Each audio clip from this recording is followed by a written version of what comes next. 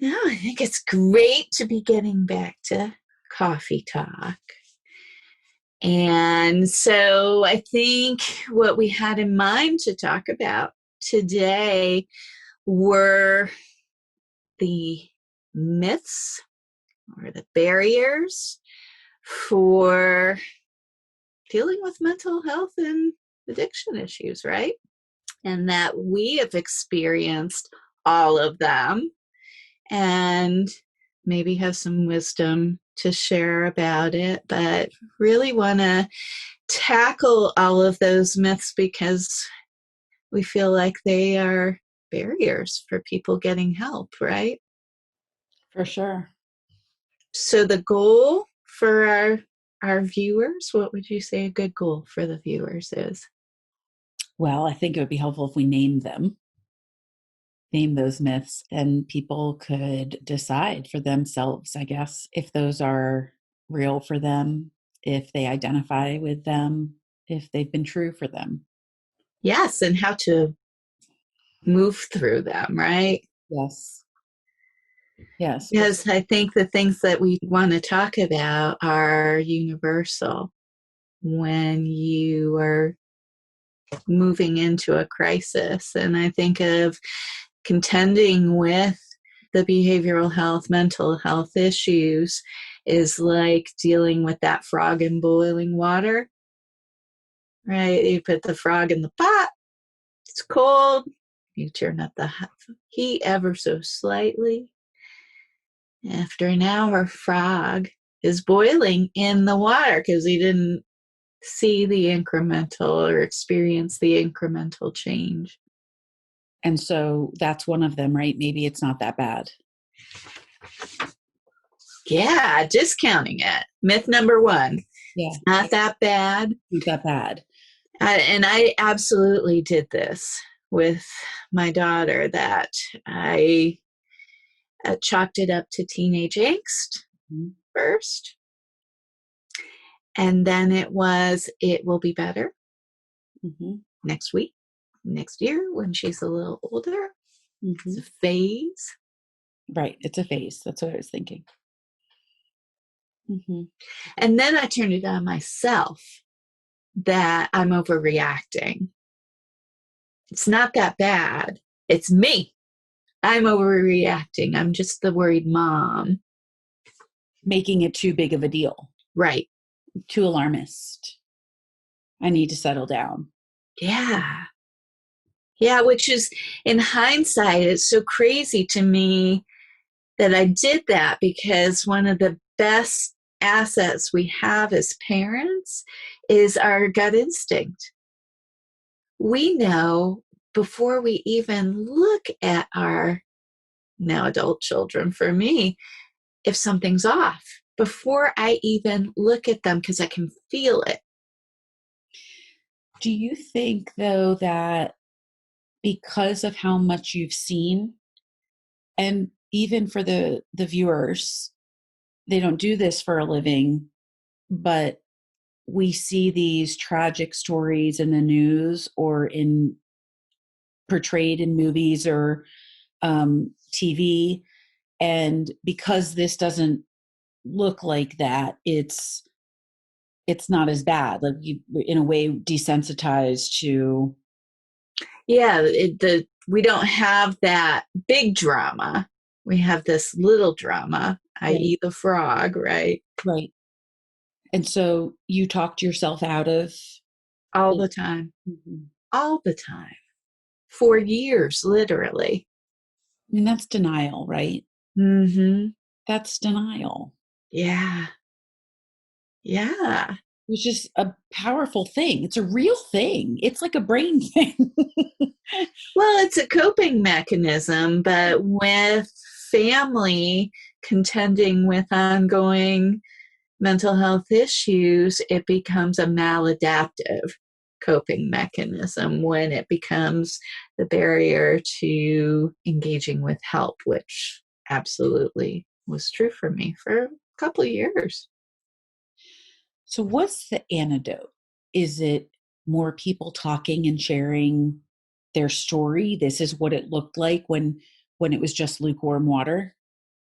This is what it looked like when it was a little hotter and a little hotter. And people need to be able to see themselves in somebody else, I think. Yeah, yeah. I think that's absolutely right. That I don't think at that first myth stage that it'll go away, I was even willing to admit that there was a problem. I really don't. I think I really wanted to believe it was going to go away, get better, grow out of it. So I don't think I could at that stage talk openly about it. But had I'm sure friends like you would have said, you might want to listen to that. Or as I did for somebody actually today who was sharing about their child. And she said to me, do you think I'm overreacting? And listening to her, I said, no, don't overreact. That's the lesson, right? Is to not override that that parent instinct that you have. The denial facilitates the override. Stay with your gut. But you said, no, you're not overreacting. I did. That takes a lot of courage for her to say, here's what's happening. And I think that's a myth, that this isn't supposed to be talked about. And I shouldn't air our dirty laundry. And I shouldn't be talking about this. Right. Right. And it's interesting you use the word should. I shouldn't, because should implies shame. Mm-hmm. Shouldn't talk about it. Mm-hmm. We'll make it worse. Or they'll be mad at me, or this is not mine to share, or I'm doing it wrong. I'm doing it wrong. All shame. That is all shame. I don't know anything about that. And that which we keep in the dark grows, right? Sure does. Again, another myth. We believe this is a unique experience and that nobody else feels this way. Because if we knew that everybody else felt this way too, and I think the word is out that this is a human experience. And if it's a human experience that we all share, why Right. can we not talk about it? It is, it is crazy. You know, It doesn't make sense. it doesn't make sense. I was looking at an addiction statistic, just addiction, the other day. And if you put together everybody that is undiagnosed, untreated, but has substance use disorder, or everybody that has been diagnosed and treated, add that with people that have died of the disease, overdose, etc., then you have 1 in 3 households in this country that are impacted just by substance use disorder. Never mind mental health umbrella where people are in pain. That's the underlying condition is we're suffering. Right, right. So, how did we get to a place of nobody will understand when the truth is everybody has something? Everybody has something. So that's a great question. Tell us the answer. I don't know the answer how we got here. Well, it's that denial, right? It's such a powerful thing. I don't want that something. Nobody wants this. So true. I don't want this to be so, right? And if I don't want it to be so, maybe I can make it not so. right. Powerful is powerful. That defense mechanism. We carry the pain, and the pain has to go somewhere. And that's where we begin as family members to get sick ourselves with that carried pain. And sick is not a word I particularly care for. I think the more accurate description is maladaptive coping mechanism. Yeah, Right? suffering. We have to get by. Yeah, Right? We do everything we can to get by so that we can keep functioning. We have to do that, otherwise we would not function. that's so true. So you put one foot in front of the other and you do your best. And I think over time we get very weary. I get very weary. And you need either it becomes physical ailing, emotional ailing. I think that's what you mean by sick, is that, Yes. or we ourselves engage in um, unhealthy behavior, whether that's using some kind of substance ourselves or engaging in some kind of compulsive activity, or it's withdrawal from the world in Yes. relationship into a place of isolation, Yes. right? And turning it inward and depression, Right. suffering. Yeah. So rarely is it just one person in the family that Mhm, is experiencing mhm, an issue, right? mhm.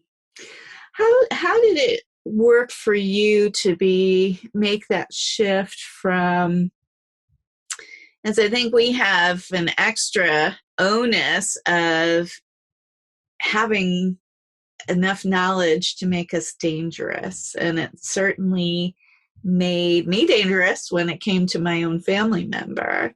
And it took me a long time to really be willing to seek help outside the family, that I was going to manage it. Once I understood there was a problem, I was going to plug her into services. And I look back on that time and think, I didn't really ask anybody for help. I started talking about it, even with you, I'd start talking about it. But it was when we got into real crisis mode, that's what put me over the edge to say, what do you think? Until that time, I was going to figure it out. Yes, you But were. I don't think I'm unique in that either. Is You do that often, and with different things. I think is that I'll find out something went on with you or happened, and I'm like, you didn't tell me that was happening last week. And we're tight. We're like best friends. yes, Like, we are. okay, I can't believe that happened. Whether it's about Molly, the puppy, or, it's like, are you all right? And I think at one point I admired it, this like, you don't need to, because I'm such an open book and I'm such an external processor that I'm like talking to everybody sometimes about things. But I think I saw you as like this stoic, strong. And then I was like, well, what up with that? Like, you need support. And this has to be painful. And who's supporting you? And because I think we're different that way. We share so much. And there are several differences for us. I mean, we're different people. And that's when I knew it was really bad, when you said, this is what's going on. This is this is how bad it is. This is what happened last night. Yeah. And this is what's happened in the last 2 days. And now we're trying to figure out what to do. Yeah. I mean, but literally, I spent years trying to figure it out. It was like a puzzle. If I could configure the right help at the right time, and because we tried everything, really. And there were times along the way, it's not like I knew nothing. There were times along the way I knew different things, you were Right. different avenues that you were going down the path. Maybe this will be helpful. So I think it's not like you denied it.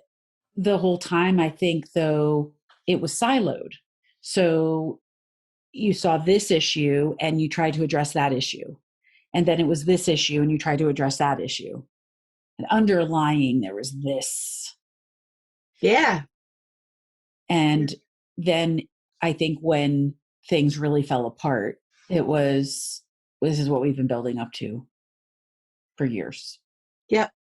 And now it has to be addressed, and it has to be addressed in a very big way. Yeah. I think sometimes it almost has to, though, get to that place. To the crisis It point. has to. Because until it's in crisis, I think even professionals don't realize sometimes the core ailment. I don't like that Right. word, but Right. And that's kind of a good lead into the last myth of they have to be willing for it to work. I hear that a lot, actually, that, I'm not going to spend the money, I'm not going to invest because they're not willing. And oftentimes, and this was true for us, that it took the big crisis and even then, she really wasn't willing, but there were no other options at that point. The crisis invoked that for sure. But as parents, we do have leverage and some objectivity in not being them, seeing that something is off. mm-hmm. I don't believe people have to be willing to get help. I wasn't willing either. I didn't even really know what I was going to treatment for 2 weeks. It took me 2 weeks before I understood that I was suicidal because I was living with a lie. I think it probably took my daughter just as long to have an awakening that maybe I can benefit from this experience. You really just had to be willing to walk in the door. Yeah. It didn't matter why. That's the myth, is that they have to like really want to get better, and that they know what getting better means. Because I don't think we know what getting better means. And that they want it. Yeah. And I think we have come a long way. When I say we, I mean Hope. Even in the 7 years that I've been there, we used to look for that willingness. Do they want it for the right reasons? There it was the second one. It was like, are they coming just because they have to, or because they have no, the family has set a limit, or because if they don't, they'll be in jail, or we want to know. And now we don't really care the reason, which I'm glad about. Me too. That has changed for us. It has. And I'm proud of that, because I don't think that's possible when somebody's walking in the door, because I don't want to do that if I don't have to. Right. Like, if there's a way around it, I'm going to try to find it. I think that's human. Very human. You're Right. asking me to give up something that has been primary, central in my life. I'm going to have to do something else. And on top of that, it's not just giving up that behavior, it's also changing my entire life. Like, you're asking me to give up my apartment, you're asking me to share a room for a little while, you're asking me to have a curfew, you're asking me to live within the guidelines of this community. Like, that's a hard sell. Nobody wants that. Nobody wants that. And I can appreciate that. Yes. And I know you can appreciate that. And I know that now the folks, our team that works with us, they appreciate that. Yes. And so if somebody, all they really have to do is be willing to walk in the door and give it a shot. Yeah. And the hope is that Open mind just a little bit. just a little bit. And that maybe as things begin to get better, then some clarity starts for you as a couple of weeks. It builds just a little bit. The door opens a little bit more. Change begins to happen. And Right. the change feels good. Yep. Right. And the fog starts to clear. Yeah. Yeah. Yeah. So it's always worth trying. And that's really all we ask of anybody is just try. Just give it a shot. Yeah. You've got company. Who have I got? Oh my. Yeah. The wise kitty. Anything else that would be good for our viewers to hear? Just tell the truth.